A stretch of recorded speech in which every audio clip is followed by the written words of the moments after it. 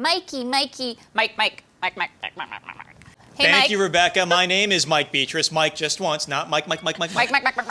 Very excited to be here at the commercial break Mission Control, manning the chatosphere. I know you wake up to feeding your chickens every day on your little farm out I there. do, Rebecca. I get up at the crack of nonsense to deal with that. And what I've done is I've tied in my alarm clock to the coffee maker, so the snooze button is the same button that starts the coffee. It's genius, Rebecca. And my wonderful co-host is in the chat room celebrating 40 episodes, Mike Beatrice. Woo!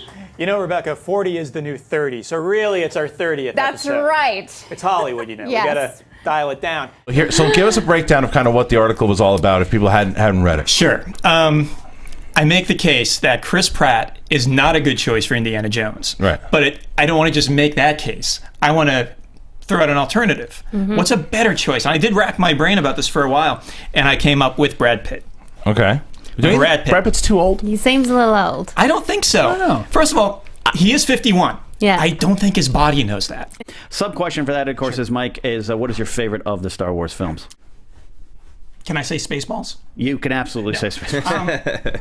Of course, I'm going to go cinematically, thematically, Empire Strikes Back. That is Yeah. just a fantastic, heavy, serious, well-done movie. But it just has to be Star Wars. It is so pure and so simple and so magic.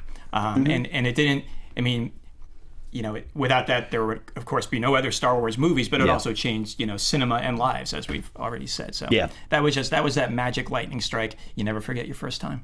Absolutely. Cool. But so I remember being a kid and running out after the movies, Raiders. after Raiders, after Temple of Doom. We'd go to the beach, we'd go to the park, we'd go to the bluffs. We would risk our lives to play, jumping over rocks and chasms and stuff to be Indiana Jones. And he was a 40-year-old man. Right. Yeah. Mike brought toys to play with. I've recently reopened my storage unit where all of my Kenner Star Wars toys survive. So we have the die-cast Millennium Falcon, we have the Star Destroyer, the Y-Wing fighter. There was an X-Wing fighter. It may have met with a bottle rocket mishap. No. You don't know. But what's neat about the Star Destroyer, I don't know if you can see this at home, it comes with a little rebel ship that I have not lost. It's got the blockade runner from New Hope, and it's Yes, still in there.